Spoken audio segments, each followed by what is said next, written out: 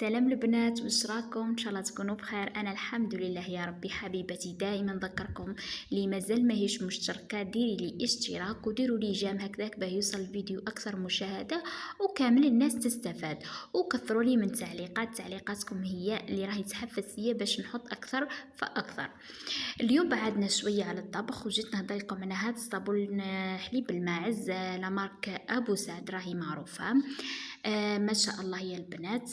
كما تعرفوا حليب الماعز راهو مليح لابو تاعنا. كما راكم تشوفوا قالك يرطب وكما نقولوا وينعم البشره وعنده فوائد يعني عديده. دوكا نقراها لكم. هنا شوفوا هاي مكتوبه فوائد صابون حليب الماعز. قالك له قدره مدهشه لمساعده البشره على ارجاع حيويتها لتبدو أكثر شبابا. يقوم بترطيب البشرة للتحصل على بشرة كالأطفال. يعتبر مضاد للالتهابات البشرة